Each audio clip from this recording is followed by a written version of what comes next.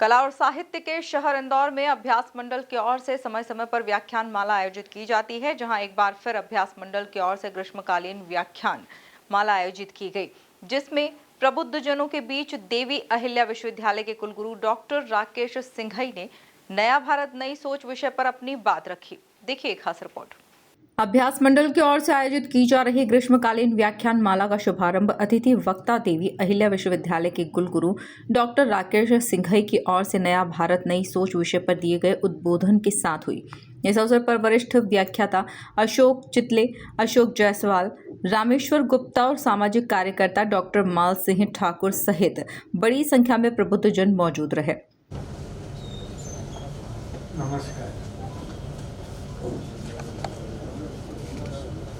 अभ्यास मंडल की 66वीं व्याख्यान माला की समिति के अध्यक्ष के नाते मैं आप सभी का हार्दिक स्वागत करता हूँ।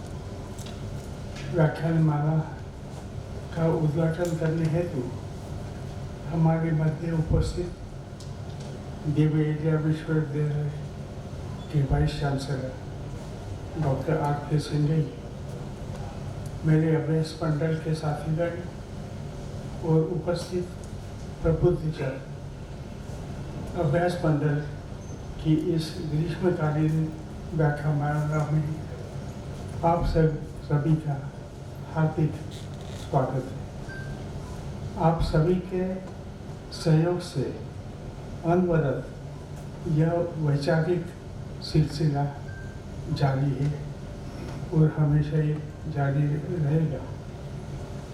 आज मेरी आयु 89 ईयर्स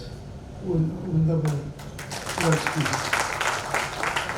इंदौर और दिल्ली में वकालत की और सामाजिक जीवन में 66 वर्ष दिए। कई प्रकार के अनुभव आए, अच्छे बुरे, लेकिन अधिकतर अच्छे ही आए। लेकिन समझ में आया कि किसी भी संस्था में लगातार सक्रिय रहना बहुत ही मुश्किल होता है। यानी as time passes, often many organizations they decay, लेकिन ये अभ्यास मंडल का नहीं हुआ है और अभ्यास मंडल बढ़ती चली गई है और उसका कार्य क्षेत्र बढ़ता चला गया है। साइकिल से महेश्वर तक की यात्रा करना, कैसे बेटियों को उच्च शिक्षित किया जाए उस बात की चिंता करना, कैसे हमारा जो विश्वविद्यालय है वो तकनीकी के क्षेत्र में आगे बढ़ सकता है उसके लिए प्रयास करना, लगातार आईटी के सेक्टर में, रिसर्च और डेवलपमेंट के सेक्टर में विश्वविद्यालय किन नए आयामों को गढ़ सकता है, वो काम आदरणीय सर के नेतृत्व में लगातार हो रहा है। विश्वविद्यालय के जितने भी विद्यार्थी हैं उन सबकी प्रतिभाओं का विकास कैसे हो सकता है, तो युवा उत्सव, राष्ट्रीय युवा उत्सव, उसके माध्यम से सभी विद्यार्थियों को मार्गदर्शन देकर के वो विजेता विद्यार्थी कैसे उनको और प्रोत्साहित किया जा सकता है, कैसे उनको खुला आसमान दिया जा सकता है, आदरणीय सर के नेतृत्व में वो हो रहा है। और सबसे बड़ी बात है, बहुत सहजता से, बहुत सरलता से अभ्यास मंडल को अपना परिवार मानते हुए हम सभी के छोटे से आग्रह पर हमें मार्गदर्शन देने के लिए आपकी उपलब्धता रहती है। आज भी आदरणीय सर को भोपाल अति आवश्यक काम के लिए निकलना है। बहुत आग्रह करने पर सर ने कहा कि मैं समय पर निकलूंगा और दीप प्रज्वलन के लिए अवश्य आऊंगा। हमने विषय के लिए आग्रह किया, सर ने कहा कि मैं बिल्कुल उपस्थित रहूंगा। हम सबका सौभाग्य है, हम सब आपको अपने बीच में पाकर के गौरवान्वित महसूस करते हैं। इस अवसर पर देवी अहिल्या विश्वविद्यालय के कुलगुरु डॉक्टर राकेश सिंघई ने नया भारत नई सोच विषय पर उद्बोधन देते हुए अपनी बात सभी प्रबुद्धजनों के समक्ष रखी। बहुत ही क्लोज रिलेशन होता था। दोपहर के ठीक लंच के बाद एक कार्यक्रम रखा गया राजन साजन मिश्रा जी का। राजन साजन मिश्रा जी बोलते हैं, खाना खाने के बाद यदि कोई हमसे गवा सकता है तो वो सिर्फ किरण जी हैं, जिनका मैं आग्रह नहीं टाल सकता। और आप इस वाक्य को समझ गए होंगे कि मैं माला जी का आग्रह कभी नहीं टाल सकता। और इंदौर में एक यूं कहें कि कुछ आकर्षण है और उस आकर्षण का प्रमुख केंद्र, प्रमुख बिंदु माला जी हैं, जो सबको आकृष्ट कर लेती हैं, और उनका स्नेह और प्रेम इतना है कि सब जुड़े हुए रहते हैं।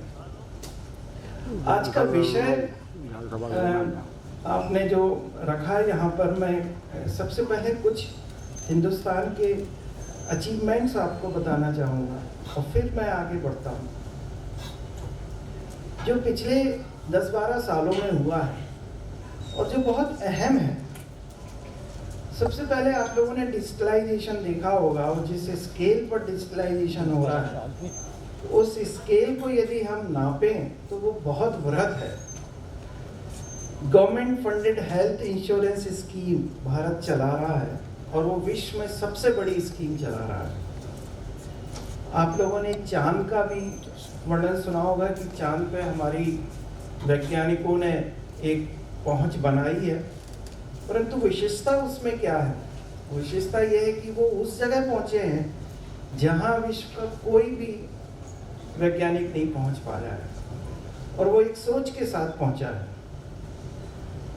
न्यूक्लियर एनर्जी की यदि हम बात करते हैं तो न्यूक्लियर एनर्जी में जो सबसे एडवांस्ड फास्ट ब्रीडर रिएक्टर होता है, वो सफलता से भारत में कार्य कर रहा है। पूरे विश्व में जो रिएक्टर की हम लोगों ने खोज की है, वो हमारे यहाँ कार्य कर रहा है। इंफ्रास्ट्रक्चर निर्माण में भी यदि हम देखें तो हमारे यहाँ सोलर पार्क बन रहे हैं, और भारत में जो सोलर पार्क बन रहे हैं वो विश्व में सबसे बड़े पार्क्स में से एक हैं जो हमारे देश में बन रहे हैं।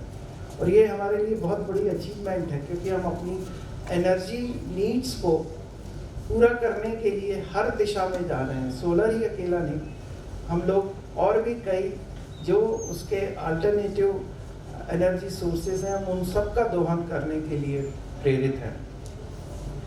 सबसे ऊंची और सबसे लंबी टनल या सबसे ऊंचे और लंबे ब्रिजेज हों, सबसे लंबे एक्सप्रेसवे हों, सबसे बड़ा मेट्रो नेटवर्क हो, और सबसे बड़ा सिविल एविएशन नेटवर्क हो, साथ में सबसे बड़ा इलेक्ट्रिफाइड रेल नेटवर्क हो, ये सब के सब आज भारत में बन रहा है। जहाँ हमको हमेशा एक वाक्य बनाया जाता था, सुनाया जाता था कि सुई भी भारत में नहीं बनती है। आज की स्थिति आप सोचिए कि हम हर उस मुकाम पर पहुंच चुके हैं जहां विश्व पहुंचने के लिए, अभी कई देश पहुंचने के लिए सिर्फ सपना देख पा रहे हैं। वहीं इस व्याख्यान माला में राज्यसभा सदस्य मनोज कुमार झा, बीजेपी प्रदेश प्रभारी डॉक्टर महेंद्र सिंह, कवि और लेखक कर्नल मनोज कुमार सिंह, समाजशास्त्री प्रोफेसर श्याम सुंदर जानी, लेफ्टिनेंट जनरल माधुरी कानिटकर अपनी बात रखेंगी। Bureau report, MP news, Indore.